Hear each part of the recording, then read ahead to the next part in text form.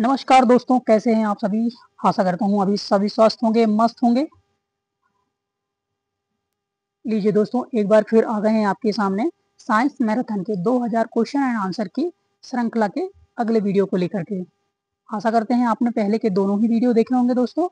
ठीक है, उसमें भी काफी बेहतरीन क्वेश्चन आंसर शामिल किए गए थे और इसी आशा से इस वाले वीडियो में भी काफी अच्छे आंसर और क्वेश्चन आंसर को हम लोगों ने शामिल करने का प्रयास किया है। ठीक है, इसी उम्मीद से चलते शुरू करते हैं। पहला क्वेश्चन आपके सामने, कॉस्मिक किरणों की खोज किसने की थी। जो कॉस्मिक किरणें होती हैं, इनकी खोज किस वैज्ञानिक के द्वारा की गई थी। ठीक है दोस्तों, इसका आंसर है R.A. मिलिकन के द्वारा। आंसर है R.A. मिलिकन के द्वारा। नेक्स्ट क्वेश्चन पे चलते हैं दोस्तों। अगला क्वेश्चन है, टेरामाइसिन नामक एंटीबायोटिक किस जीवाणु से प्राप्त होता है। टेरामाइसिन नामक एंटीबायोटिक है, ये किस जीवाणु से प्राप्त होता है, सब बोला गया है। इसका आंसर है दोस्तों स्ट्रेप्टोकोकस रिमोसस से। स्ट्रेप्टोकोकस रिमोसस से। जीवाणु का नाम है स्ट्रेप्टोकोकस रिमोसस। ओके दोस्तों, चलिए नेक्स्ट क्वेश्चन, बैलिस्टिक गैल्वेनोमीटर से क्या नापते हैं। क्वेश्चन है, बैलिस्टिक गैल्वेनोमीटर से क्या नापते हैं। इसका आंसर है दोस्तों क्षणिक आवेश, ट्रांजिएंट चार्ज। क्षणिक आवेश, बैलिस्टिक गैल्वेनोमीटर से क्या नापते हैं, क्षणिक आवेश। ठीक है दोस्तों, चलिए अगले क्वेश्चन पे चलते हैं। केल्विन पैमाने पर सामान्य वायुमंडलीय दाब पर पानी का क्वथनांक कितना होता है। केल्विन पैमाने पर सामान्य वायुमंडलीय दाब पर पानी का क्वथनांक कितना होता है। 373 केल्विन। ठीक है दोस्तों, 373 केल्विन सामान्य वायुमंडलीय दाब पर। अगले क्वेश्चन पे चलते हैं। विद्युत की वह मात्रा जिससे 108 ग्राम चांदी कैथोड पर जमा होती है, क्या कहलाती है। विद्युत की वह मात्रा जिससे 108 ग्राम चांदी कैथोड पर जमा होती है, क्या कहलाती है दोस्तों। इसे एक फैराडे कहा जाता है। एक फैराडे कहा जाता है इसे। चलिए अगले क्वेश्चन पे चलते हैं। बिजली चमकने के कारण हवा में मौजूद ऑक्सीजन और नाइट्रोजन का कुछ भाग किस में परिवर्तित हो जाता है। इसका आंसर है दोस्तों नाइट्रोजन ऑक्साइड में। बिजली चमकने के कारण हवा में मौजूद ऑक्सीजन और नाइट्रोजन का कुछ भाग काय में परिवर्तित हो जाता है, नाइट्रोजन ऑक्साइड में। ठीक है दोस्तों, चलिए अगले क्वेश्चन पे चलते हैं। कैब्राटो मलेशिया और जेरेथोल्मिया संघ किस विटामिन की कमी का लक्षण है। यह है दोस्तों विटामिन ए की कमी का लक्षण। कैब्राटो मलेशिया या जीरोथेल्मिया संघ, ये किस विटामिन की कमी का लक्षण है, विटामिन ए की।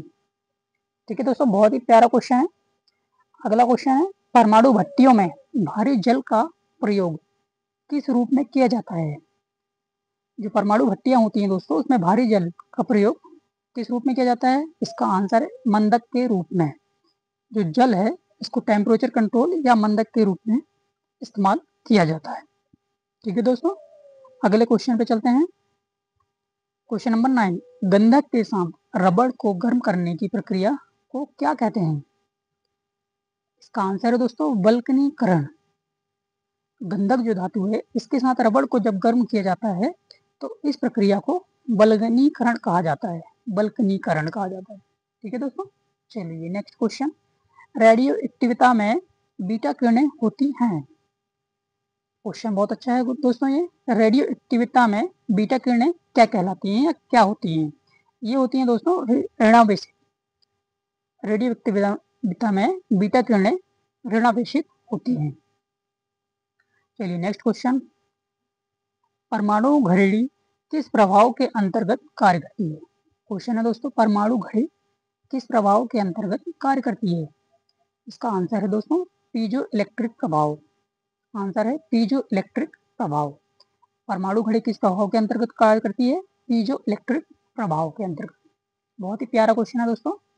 अगला क्वेश्चन, हवाई जहाज को बनाने में कौन सा फाइबर का प्रयोग किया जाता है।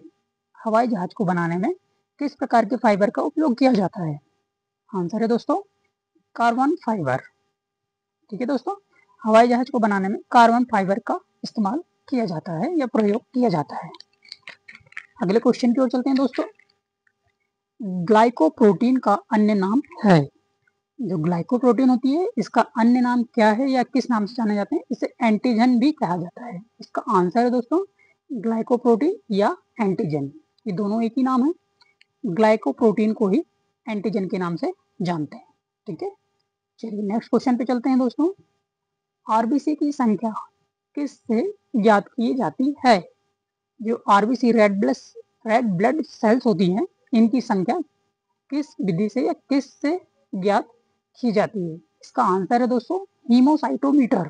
इसका आंसर है दोस्तों हीमोसाइटोमीटर। बहुत ही प्यारा क्वेश्चन है दोस्तों ये भी। नेक्स्ट क्वेश्चन की ओर चलते हैं। न्यूरॉन किसकी इकाई है? न्यूरॉन किसकी इकाई है? इसका आंसर है दोस्तों न्यूरॉन जो है तंत्र से संबंधित इकाई है। न्यूरॉन तंत्रिका तंत्र से संबंधित इकाई है। ठीक है दोस्तों।